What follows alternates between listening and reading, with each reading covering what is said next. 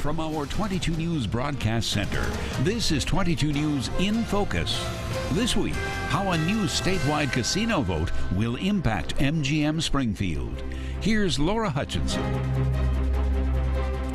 Good Sunday afternoon and welcome to 22 News in Focus. I'm Laura Hutchinson. Earlier this week, the state's highest court thrust the casino debate back into the spotlight, ruling that a referendum question will go on the November ballot, giving voters the final say on whether the state should open its doors to casinos. It sets us up for what is bound to be an intense campaign period leading up to the November elections. It also raises a lot of questions, like what will happen to proposals already in place if it's voted down.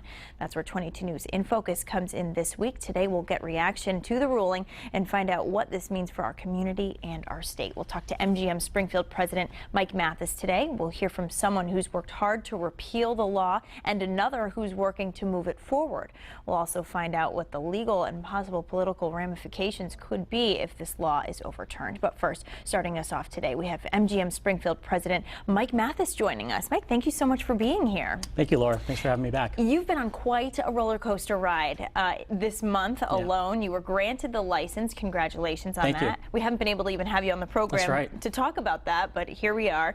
What has this been like for you? What did you think when this ruling came down so quickly after you were granted the license? Sure. I do want to talk about the granting of the license because that's an important milestone that the whole city of Springfield and the region really celebrated. It's the beginning of the economic recovery and the renaissance that we've been talking about for the last 2.5 years. So it was a short-lived celebration because, as you mentioned, the Supreme Court on Tuesday came out with their ruling that this issue would go to the November ballot. We respect the decision, understand the power of wanting it to go back to the voters to make a decision. We were hoping that the court would rely on the fact that it's already gone to a vote that's in Springfield, of course, and the other host communities. But our mantra is we don't want to be in any community that we're not welcome. So if that extends to the Commonwealth, we're happy to go on the road and do in the Commonwealth what we've done in Springfield, which is talk about all the positive impacts. Okay. Now, you've done a lot in this process already. Where were you, I guess, on Tuesday morning before you heard about this, and where does this sort of leave you now? Are you skeptical about moving forward with wherever you are? So talk to me about where you sort of were in the process and how this changes that, if at all. Sure. You know, we knew the possibility that the vote would go the other way, so we've been proceeding sort of cautiously, trying to take advantage of the time we have until the decision was going to be made. In this case, take advantage of the time until the ballot question is voted on in November, but is really trying to proceed on parallel paths. So we are working hard on permitting, working on workforce development, vendor fairs. We were just in Holyoke, I think the day of the vote, working with local companies to make sure that everybody's ready to take advantage of all the millions of dollars that we want to spend locally. So there's the work that needs to be done to get the project ready for development, and then now there's an extended campaign. Okay. Were you sort of surprised to hear this after Martha Coakley, Attorney General Martha Coakley, ruled in your favor? I mean, did you sort of see this happening, or did you know it was a possibility at least? We certainly knew it was a possibility, but we thought the law was on our side. We certainly thought the public policy issues were on our side in terms of the passage of the law back in 2011, the fact that our industry was invited into this jurisdiction to bid on a really important economic development package. I mean, the issues that were existed in 2011 when Governor Patrick passed the law and the legislature passed the law are still present today, which is economic development, job creation, and bringing revenue that's been going to surrounding states for 25 years, bring it back into the Commonwealth. So we thought all of those were still important policy issues that were going to win the day. Mm-hmm. So what were you planning to do this summer as far as the actual, the process of building a casino goes? You were granted the license, so were you planning to actually get shovels in the ground pretty soon? Where were you planning to be this summer? Sure. This summer, as you know, we have a number of existing buildings that we're retaining as part of the project. So there's going to be activity within the buildings, abatement, some surveying work. In terms of activity that would be visible, heavy equipment, that'd probably be later in the year. But all of that lead time activity is really important. We've been working hand in hand with the city and their building department to make sure these plans and early permit packages were ready to go.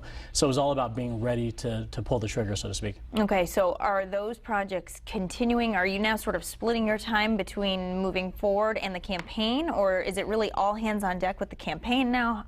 Where are your employees going to be? Sure. No, it's a good question. We're trying to figure out some of that as we speak, but yeah. It's really a parallel path. We want to make sure that for the 4 months until the ballot that we're obviously focused on communicating with the state and extending the campaign and the education we did in Springfield out into the Commonwealth. But at the same time, we don't want those to be 4 lost months. So we're going to continue our outreach regionally to make sure that we're talking to the workforce development folks to to reach out to the different unemployed groups, the different training groups. We're working with the community colleges on a training program, and all of that has to go parallel so that when we win in November, and I'm confident we will because I know the state supports this program, we just need to make sure that they remember the reasons why, and we'll work to do that. But that come November 5th, we're ready to start work again. Okay, we are going to talk to someone after this segment who has worked very hard to get this law overturned and also collected thousands more signatures that were needed to get this question on the ballot. Do you have any concerns that the no side of this casino is energized right now, or they're learning more as since the law passed, they've learned more and have now sort of joined forces with the no side? Do you have some concerns that this could be overturned? It's certainly something we're concerned about. They do have momentum, but I think we believe it's mostly out of fatigue. I mean, this is an issue that's been out there for 3 years, almost 3 years since the passage, and it's again reminding folks of the reason it was passed in 2011. And there's been a tough race in the East, and I think some of the headlines impact people's views about it. Mm-hmm. But when you remind them, and this is what the polling shows, when you remind them of the need to bring revenue back from Connecticut and Rhode Island, where that supports hundreds of millions of dollars of tax revenue in Connecticut on the backs of Bay State residents, it supports thousands of jobs in Connecticut. Bring all that activity back to Massachusetts. I think we'll get that support back. Now, we've been very used to, at least in Western Mass, seeing the gaming companies competing with one another because there is one license for Western Mass. So we've seen MGM and Penn National, Mohegan Sun, Hard Rock all come in the competition there.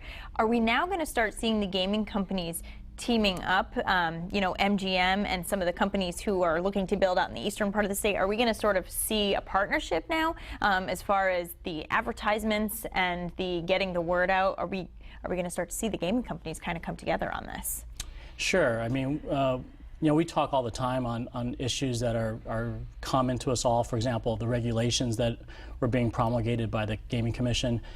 We all had a view on it. Some are unique to each company, so you're not going to have a consensus among all the companies on all issues. But we're certainly going to start talking to each other. I don't know that it'll be a formal partnership. I think it's more about being on message. And no matter what jurisdiction you're in, like I said, those 3 issues of economic regeneration, development, job creation, and repatriating revenue that's been escaping to our surrounding states, that's common for all of us. So there's going to be a cooperation, and we'll see what it actually turns into in terms of a structure. And how far is MGM actually going to reach? Are we going to see you campaigning out on Cape Cod, out far east there? Are we going to sort of see you out in these far-reaching communities? And how do you sell a Springfield casino out in that neck of the woods, if you do that? Yeah, it's a good question, and we're trying to figure that out ourselves. I think each of the bidders in each of their respective regions, probably need to continue to spread messages in their local and regional areas, because that's where the positive impacts are going to be felt. I think Springfield's very unique, and I think our story of urban revitalization is one that resonates throughout the Commonwealth. It's really a comeback story for an important gateway city, and I think any of the gateway cities or any of the regions in the Commonwealth will appreciate the effort that we're making at Springfield. So it'll be a balance of on-the-ground grassroots work, but really it's about all of our Springfield and Western Mass supporters picking up the phone and calling their family and their friends who are throughout the state and really telling the Springfield story. Okay, so it sounds like we're going to be seeing a lot of MGM Springfield all over the state. We'll certainly be seeing a lot of you leading up to November as well. Unfortunately, you're stuck with me for another 4 months. It's going to be a pretty intense campaign season, I would imagine. Mike Mathis, MGM Springfield, thank you so much for coming on and talking to us. We really appreciate it. I'm sure it won't be the last time we'll have you on. Thank you so much. And next, we'll talk to people on both sides of the casino issue and hear from a political consultant about possible ramifications of this. Stay with us. You're watching 22 News in Focus.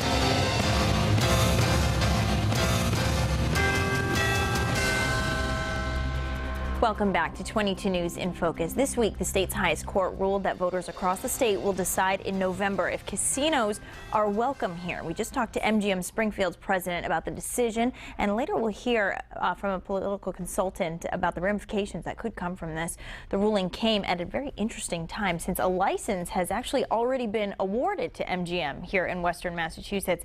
This goes to show that it certainly is not over until it's over. And joining us now, we have Stephen Abdow, who's been working hard to get to this point, and he's actually named on the case. It's referred to as Abdow and others versus Attorney General. And we should just, I guess, note how your name got to be on that case. Your alphabetical order? Alphabetical order. Okay, very good. Most likely to be called first. There's 10 original signers of the petition, and the plaintiffs in the case are the petitioners, the named petitioners, and. But it's really the organization that's on us personally. Abdow et al. It goes down in the history books in a good way. There you go. This must have felt like a victory for you. You've been working to collect signatures. I know that you collected thousands more than the state actually required. Right. What did you think on Tuesday when you heard this? Right. It was relief. Tuesday morning, we found out that they're going to rule. It was very anxious time, and because it was very important for the repeal effort. It would have been hard to overcome a ruling. We were elated. There was a unanimous ruling by the Supreme Judicial Court that the reasoning that the Attorney General made didn't comply with the law, and actually insinuation that it didn't make common sense, and that's what we felt too. And we do think it makes common sense that this legislation. It's not inappropriate for the voters of the state for the citizens of the entire state to vote on it. We live in a referendum democracy. There is a process for this, and if people can go through all the hurdles to get an initiative on the ballot, that's the way our legal governance in Massachusetts works, and we were successful the first time with that. A threat, say, over our head to collecting the signatures the first round in the fall, and then we were confident that appeal would work for us. It did. We forged ahead, collected the second round of signatures, and we did better than we expected. It was 12,000 signatures that were required, and I'm not sure the final number of certified signatures, but I think it's close to 20,000 certified signatures. Over time, this issue. And the chance for repeal has become more, people become more aware of it, and they're understanding maybe the concerns about government policy promoting casinos as a form of state revenue in Massachusetts, and there is concern, and they feel that they do want to have a vote on. So you were hearing from people who maybe once supported casinos and don't now, or? I don't know. I think that the opportunity to repeal maybe they didn't understand it, they didn't know it was there. People felt, especially after the 2011 legislation, that casinos in Massachusetts were inevitable. And some of us actually said they're not inevitable. And that was a hard thing for people to understand. And now it is a pretty clear possibility that there'll be the legislation will be reversed. I think people didn't know that it was possible, and that what we've experienced is with time and the chance to learn about the issues, people feel that maybe it's not a good idea. Also, there's been a lot of problems with the process. So this repeal initiative is not about Springfield. It's about the law in Massachusetts. It started in Boston. It started 10 days after the legislation was passed in 2011. The initiative the petition was filed with the Attorney General. This is the first opportunity to actually have it on the ballot. It's an opportunity comes every other year. We were too late to collect signatures when it was filed because it was passed in November 2011.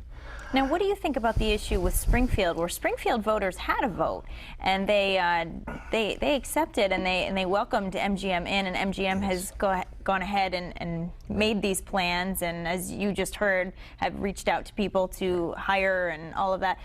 So, what do you sort of think for some Springfield residents who were sort of feeling like they were already in the game? Right. Well, I understand the disappointment in it's just this is the process, the process that brought the legislation to the Commonwealth and allowed for these local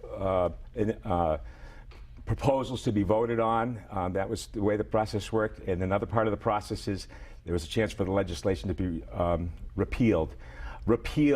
This casino deal started before there were any proposals in Western Massachusetts. So in a way, I mean, but folks, of course, I don't blame them for going through the process, even though there was a remote threat that the legislation would repeal. I don't expect them. And I see how they feel it's unfair, but it's really not a fair comparison. I mean, just because a proposal was approved in 4 or 5 communities in Massachusetts doesn't mean that this other process is therefore disqualified. It's if you looked at the vote is not on a Springfield casino. The vote is on this legislation that was passed allowing 3 destination resort casinos. Yeah. A lot of it is changed. These aren't destination resort casinos by all the applicants' admission. The economic climate has changed. Unemployment is lower right now than it has been since 2008 in the state of Massachusetts. Yes, you make a good point. So do you feel that Western Mass would now be at a loss? Because we are looking at jobs coming in for this. We just saw a restaurant say, hey, we're out of here in downtown Springfield, the Fort. Right. Do you think that Western Mass, where MGM has made agreements with some surrounding communities as well as Springfield, that we'd almost be at a loss because these communities have reached agreement with that? These communities' agreements were based on to mitigate costs that they would incur as a result of MGM. This isn't like your perk for allowing MGM into Springfield. This was to mitigate costs, so there's no loss. I mean, they won't have the costs that need to be mitigated, and so that really is nullified. There's also an awful lot of research and business people and community leaders who you maybe haven't heard from, but before the 2011 legislation, I was in a small business owner, restaurant business. Restaurants don't want casinos in their communities. Okay. Casinos, can suck up discretionary income. Discretionary income is finite. We don't really expect, I don't think from what I've heard even in the Springfield proposal, they're not expecting people to be traveling from afar to come here. There's a thing that people won't go to Connecticut anymore, but there's a finite amount of discretionary income that if it goes to a giant, a big operation, which doesn't provide a good or a service, it provides in terms of the gambling, which is primary, the revenue, the hope of a big win, which the casinos make a lot of money off of this. I mean, it's sort of skewed. It's as if this is another entertainment option. It's not. It's casino gambling, and it's referred to as predatory gambling. 40 to 50% of the gaming revenues come from problem gamblers. That figure could be disputed, but there's we all dispute all the figures on both sides. And now, let me ask you: does it concern you when you see surrounding states putting in casinos? It's something New York, all of our surrounding states. Now, don't you think to be competitive, Massachusetts would want to stay on that? No, or not at all. I mean, first of all, the market is clearly oversaturated. In Connecticut, they're laying off thousands of employees. They're shutting down their operations. In New Jersey, the $2-something billion project is closed. They go to the state and they want tax relief because they're unsustainable. The market is saturated. Internet gambling is on the way. We are Massachusetts. We don't need to open casinos because Connecticut has casinos.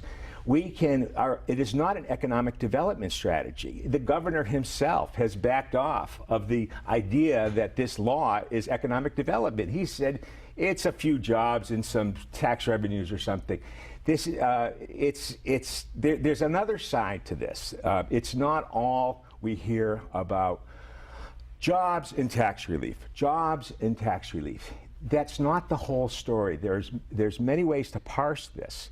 And so I don't think that it's a lack of competitiveness in an industry that is very considered problematic by very many, and you can see why. And we're talking about, promoting, in a sense, addiction, and we're talking about the government sponsoring this, and there's people who rightfully so maybe are concerned about this as a regressive and damaging policy. Now, let me ask you, how are you going to be getting your word out to residents? You obviously must be feeling on top of the world right now that you're at this point. How are you going to be getting your message out over the next few months? Just in the last, I think it was yesterday, it's estimated that the casino industry will be probably putting $100 million into this campaign. I think that the opposition will probably be raising around $2 million. That's the way that these campaigns have been. We're outspent basically 100 to 1 or something like that. So it's not going to be by advertising. It will be just, as we heard, that by winning hearts and minds, by just educating folks and neighbors talking to neighbors and people sharing their perspectives. And it's an education process. Our experience has been, the polls have shown, where the disapproval is increasing, and that the more people know, the less they like this as a state-promoted policy, and for the communities and for the region. Stephen, it's really, yes. Yeah, no, thank you so much. And speaking of being in the know, we are going to put some information from the Repeal the Casino deal on our website as well, so that our viewers can go on and read both sides of the issue. Stephen Abdo, thank you so much for joining us. I really do appreciate it. And to you as well, I'm sure it won't be the last time we'll be hearing from you in the next few months. Thank you so much. And next we'll talk to someone on the opposite side of the issue who's working hard to bring casinos to the area. Stay with us. You're watching 22 News in Focus.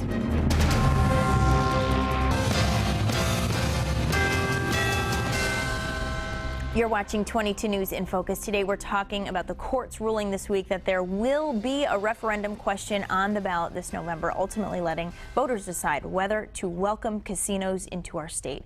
As we just heard, it was a huge victory for those against casinos, although it really only marks the beginning of what is bound to be an intense campaign. And in a little bit, we will hear from a political consultant about what this means for other political races that are also happening in November.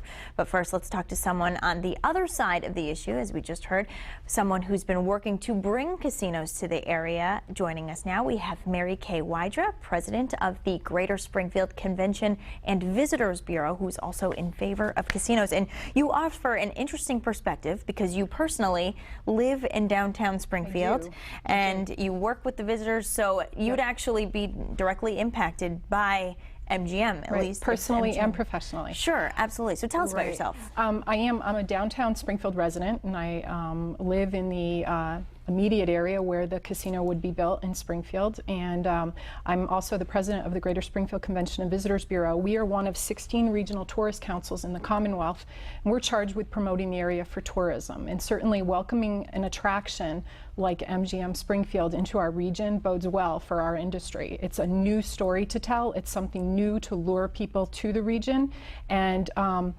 extend stays. The organization that I represent, we've been following this issue for years and years, and we're delighted with the legislation that was written, in particular because there were safeguards in that legislation that protected entertainment venues, made the casino developers kind of think outside the box in how they'll cross-promote and how they'll move visitors out of the casino into other attractions. And so we've been working on the issue for years, and we got very involved with the developers in the western part of the state, and we're delighted that MGM Springfield was kind of the last man standing and was awarded that license. We love their brand. We think that brand alone is going to bring a lot of people into the marketplace. Okay, I'm glad that you said sort of lure people in, because what we just heard from Stephen Abdow is that he doesn't feel that that's what's going to happen. So we have, basically hearing A from one person and B from another. Why do you feel confident that people will come in from outside of the area? If we do have casinos in Connecticut and we do have them in the surrounding states, do you feel that this casino will be as successful as it's billed? Or are these, anti-casino claims true? And is this really not going to be what it's advertised? Well, in my job, we focus on the visitor, the person coming from outside the area into the area. I do think the MGM model is going to be successful because of the inside-out footprint that it's proposing, the fact that it's more than just gaming. There's an entertainment component, which MGM's known for entertainment. When I met them at the table, I thought of them as an entertainment company first and foremost. I think that the visitor, what's going to set casinos apart, you're right, there are far more than there were in years past. What's going to set casinos apart is how they tie themselves to the region that they sit. And I can tell you, in working with MGM, they've got great plans in place, that they've got trolleys taking people to downtown attractions. They've got, different promotional programs going with Six Flags to move people around. So it is definitely going to be a visitor attraction.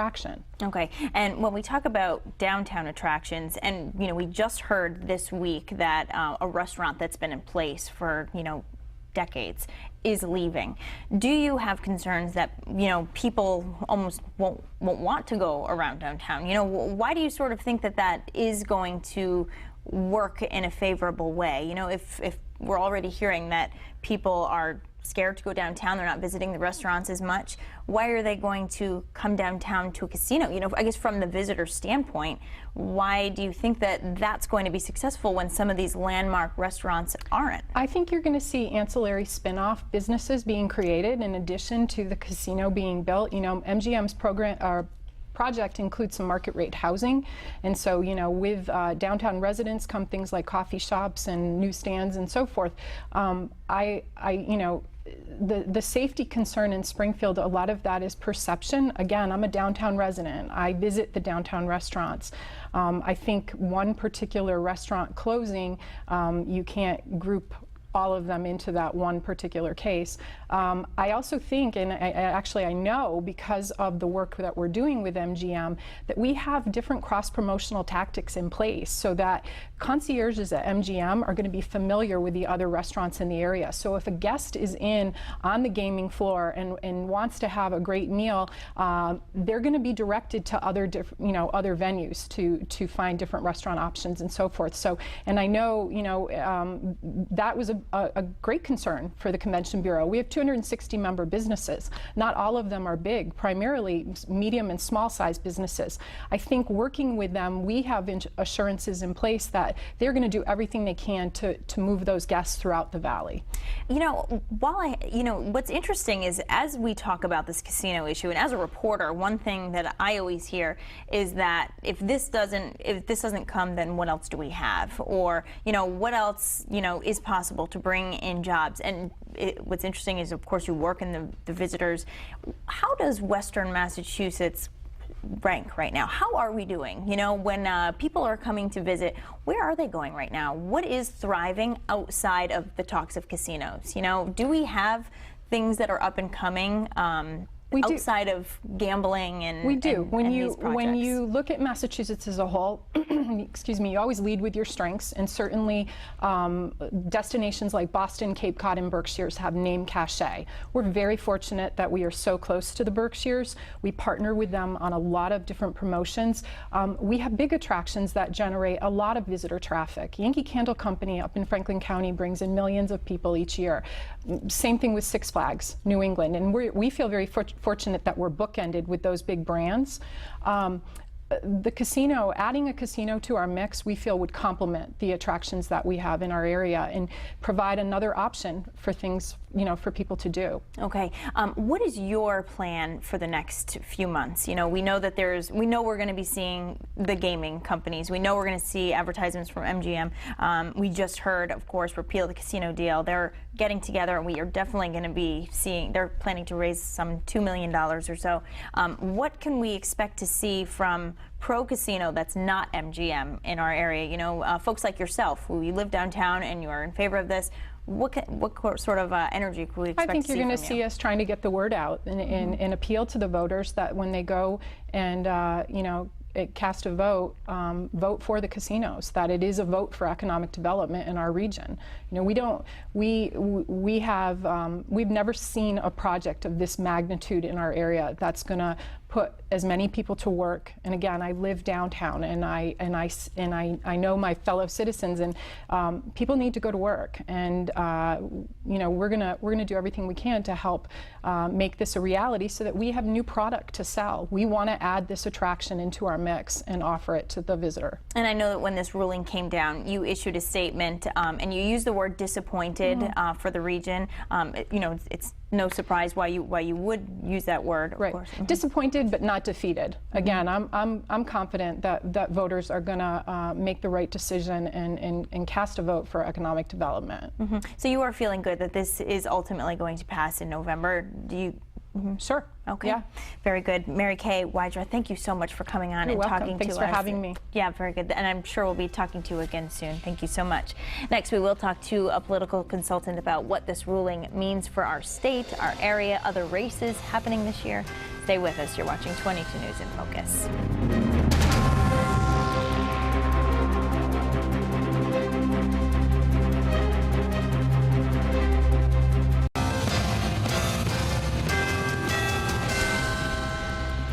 Welcome back to 22 News in Focus. We spent the last half hour getting reaction to the court's ruling that a referendum question go on the ballot, giving residents a chance to decide if casinos are welcome here in our state. We talked to MGM Springfield President Mike Mathis about their concerns and their plan moving forward. We also talked to people on both sides of the casino issue who live here in Western Massachusetts. Now many people are wondering what this means for some people's political careers, what this means for our state, other races that are happening. Joining us now to talk all about this, we have political consultant Tony Signoli here with us. Thank you so much for being here. Appreciate Absolutely. This is grand. Yeah. Now, you're not professionally tied to this race in particular. No. I know that you have in other states. Absolutely. Were you surprised to see this happen so late in the game? I mean, we were hearing from Mike Mathis. They're moving forward with, with everything. Were you surprised to see this? I think Mike made a great argument. They've got so much that they've got to do simultaneously right now. That's what's wild about this. They've got to prepare to develop and to move forward. And at the same time, they've got to launch this massive campaign. The most difficult part about this campaign is you've only got two communities right now that are going to be directly benefited with a casino, pro or con. What does this mean then to all the other, the remaining of the 351 cities and towns in Massachusetts? How do you make that argument out there? Because this is a statewide ballot that we're dealing with right now. It's an amazingly difficult question for people to get a hold of. And it's such a heartstring question. This is something that's going to elicit a lot of passion, and that's going to impact a lot of these other races, from governor to attorney general to even local legislative races. Yeah, and Stephen Abdo saying they had thousands more than they even needed. I mean, is there even telling the way this could go right now? It's impossible to prognosticate what's going to happen here, but one thing you can say for sure, this is going to be a very expensive campaign.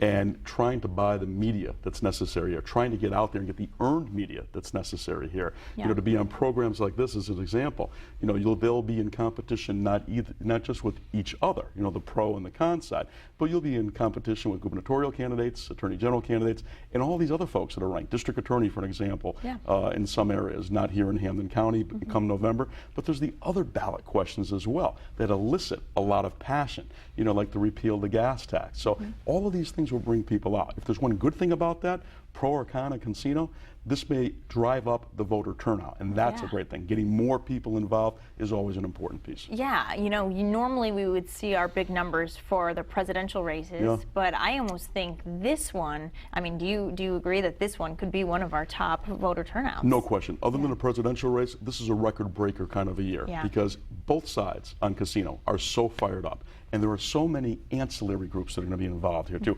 Organized labor has a huge stake in this. You'll see them come out and organize. But of of course, they're already organizing because they're with a gubernatorial candidate, treasurer candidate, AG, and then the opponents of gaming in the same way. They are already starting to look at candidates in the legislature that are with them or against them, getting involved in their September primaries. So as grassroots as some of it may sound from both sides, there's a lot of strategy that comes into this too. There's a lot of technology. And not in any way to be surprising at all, there are a lot of political consultants involved in this too, on both sides of the equation right now, and even who are representing other groups that are going to be impacted positively or negatively.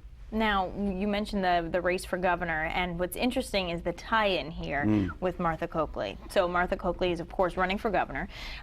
This case, Abdow and others versus the Attorney General, you know, she found it to be unconstitutional, the law, you know, overturning the law.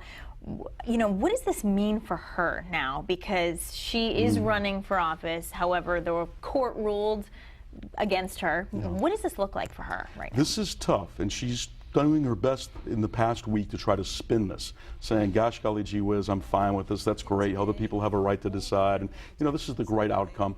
Reality is that she had made a very strong argument saying this is unconstitutional. And to the average person in Massachusetts who may not understand what this case was all about, the Attorney General, the top cop, the top lawyer in the Commonwealth, has said no, this cannot go to the ballot. And then she's overruled by the Supreme Judicial Court. That is not something that sits well with the average electorate out there, even folks that aren't engaged in this. It just doesn't look good overall. That's a headache and a problem for her. I think that she will move as hard as she can to try to correct that. But you know what's unique here in this governor's race? You've got 4 candidates basically around, 3 on the Democratic side, 1 Republican. 3 are in favor of casino. Dan Berwick, who almost beat Coakley in the Democratic convention, a fellow that most people don't know, is anti-casino. And he's starting to drive this issue. He realizes he's got an opportunity here. Hence the reason I think we'll see the first gubernatorial debate on casinos in Springfield, Massachusetts, at least among the 3 Democrats. That's pretty interesting, and we have to believe that this issue with Martha Coakley is not going away. I'm sure she'd like to see that go away, but this, do you think, is something that she's going to have to be answering, you know, she's going to have to answer to all the way up to November? You know, I think so, and in large part, too, it's part of because what her message has been after the loss to Scott Brown for the United States Senate is that I'm not a great politician. I'm not a big one on campaigning. I'm not good at that. But what I am good at is being a great attorney general. And she does have a lot of victories. She's got to talk about those victories, what she's done on utility rates for people in Massachusetts. But this one is a headache for her. And certainly we all know how it works. The consultants and the players in the other gubernatorial campaigns are going to utilize this. The Democrats running to September, and if she should be fortunate enough to get past September 9th, the primary, you know this is going to be a major problem for her with Charlie Baker, the Republican. So the other candidates, of course, going to be using this until the very end with her, you know, and like you said, sort of coming off. Do you think that she was already off the issue with Scott Brown? You know, kind of left a bad taste with some people when she didn't campaign much. As you said, she spun it as she's not a politician. Do you think that she was past that already? Is that something, or is that something that people you think have held on to since that election? I think that she was starting to get past it, but I think that these issues that have come up, this and a few other issues that have hit her where she's lost some court decisions. Most recently, a decision on abortion in Massachusetts, which has just occurred. 61% of the people that vote in the September 9th primary are women. How will they interpret that? And then when they look at that and say, wow, the person I expect to defend me on this issue has lost this in the courts, does that then become a problem when you think about the loss on this? Now, I would definitely say this. In Martha Coakley's campaign, they know Steve Abdow's name very, very well. So they know that this was a major issue for them. And this is going to be a headache into September, and if she gets past September, no question it's still there in November. And she can use it as an opportunity at the same time, too, to point to, these were tough issues. We lost these, but look at what I've done for utility rate payers and on all these other consumer issues in Massachusetts. I've done well there. I've fought for you and I've won. It doesn't always work that way with the SJC. Sure, and she'll just, you know, of course, you win some, you lose some. You can probably expect her to hear say that, because of course the governor isn't always perceived as right either, you know, with all of this. But you win some, you lose some. You know, there are a lot of other races that I still want to talk to you about. We have the race for district attorney. We have legislative races that are very important. I want to kind of talk about, you know, what your concerns are with those if they're going to get lost in the shuffle, but I do want to take a short break first. So stay with us. We'll continue with political consultant Tony Signoli after this. You're watching 22 News in Focus.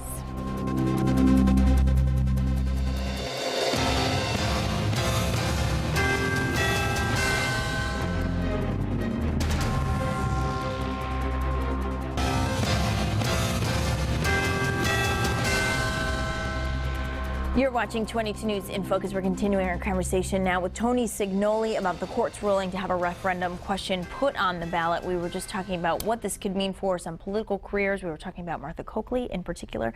Now, what's important to note is that this is a big election year. There are other races, race for district attorney. We have legislative races.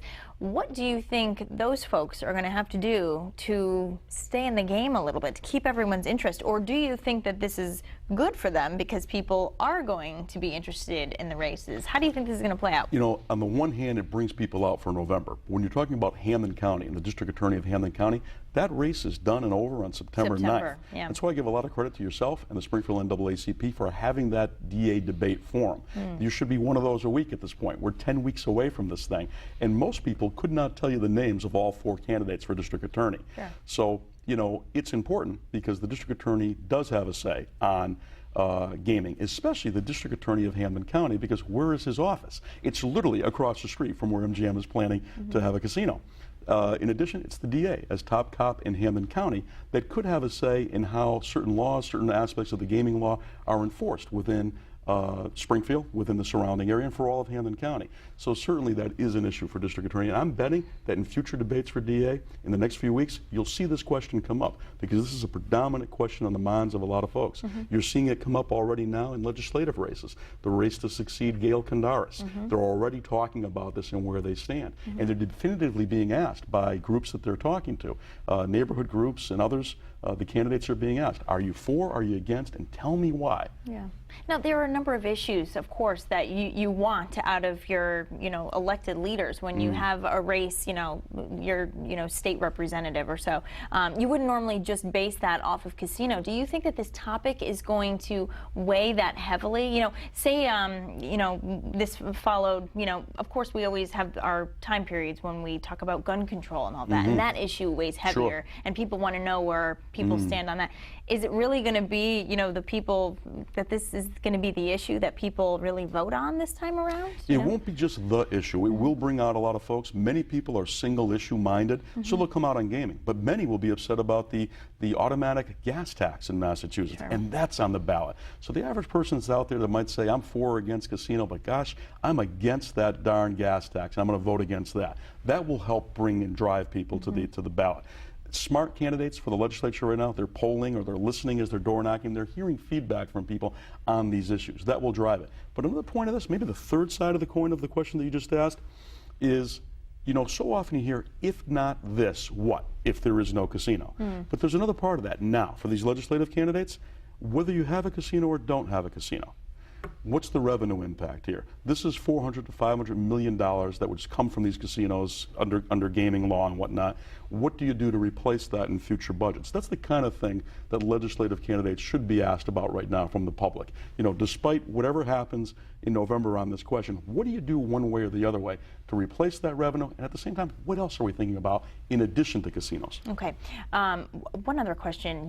What, from what you've seen, should this law be overturned? What do you think are the ramifications on the state level?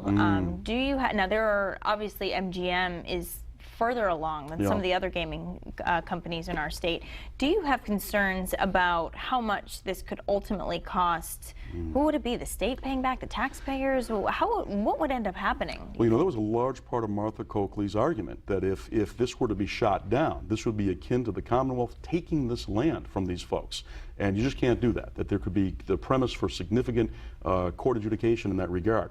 Not so much just use MGM as an example, but I think I'd use Steve Wynn on that one. Steve Wynn has said, if this goes down, if this is a loss, the only person that will make money on gambling ever in Massachusetts is me, Steve Wynn, because I'm into this thing for, I think it's about $80 million he's saying right now, and I'm going to sue. I'm going to get that back. But even more so, Penn Gaming is the best example. They won their license, they got it under the law. They won, they put the shovel in the ground, and they're building right now. They've got millions of dollars in the ground already at this point. What opportunity do they now have, should this be shot down, to come back at the Commonwealth and sue? that is a big question even for the Gaming Commission. And I don't think that the Gaming Commission has done a very good job in answering that, and they probably should before this election. And of course, that shouldn't really be what's on people's minds when they vote, because of course those against casinos would argue that, you know, we're going to lose a lot more money down the road, and that this is not good, and that's a, you know, just small fraction compared to.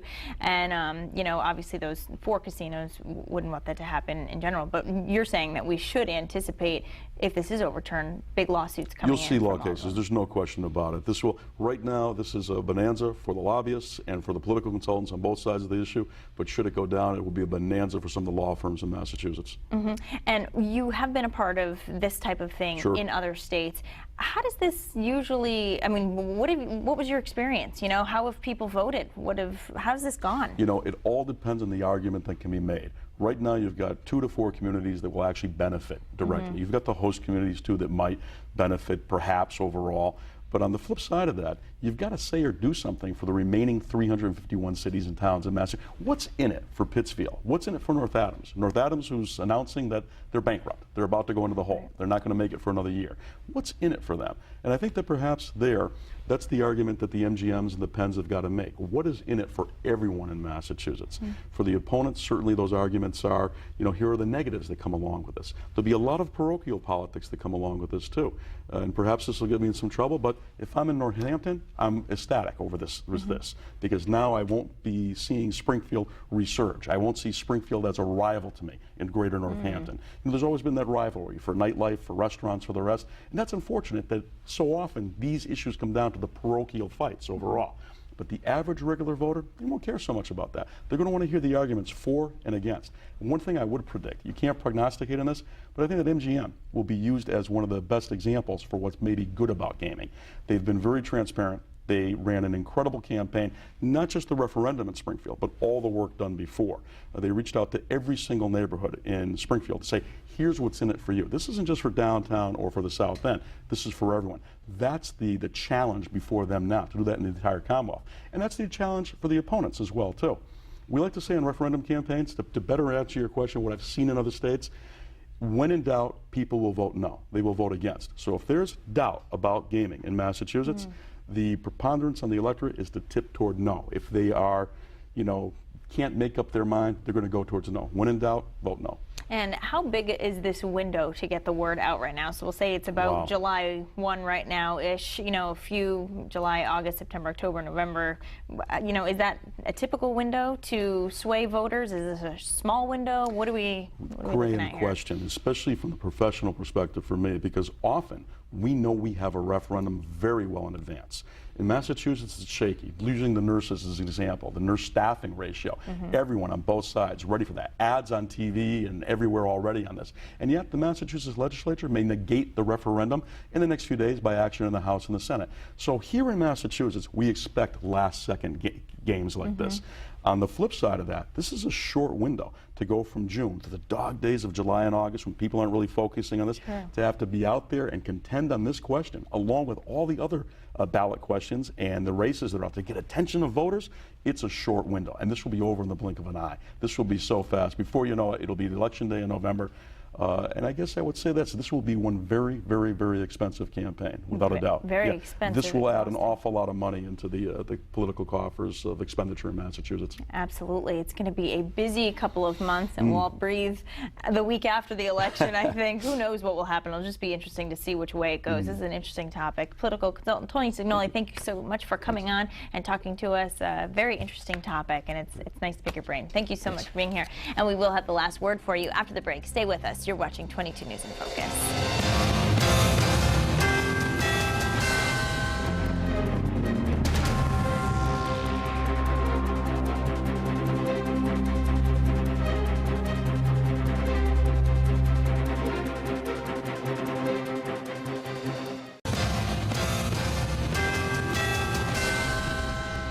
You're watching 22 News in Focus. Today we covered a number of different angles of this court ruling this week to have a casino referendum on the ballot in November. We talked to MGM Springfield about their reaction and concerns. We heard from people on both sides of the issue, and we were just talking to political consultant Tony Signoli about how this will impact other big races in November. That is our program for today. We want to thank our guests for joining us. Thank you at home for watching. From all of us here at 22 News, we wish you a wonderful Sunday. Take care.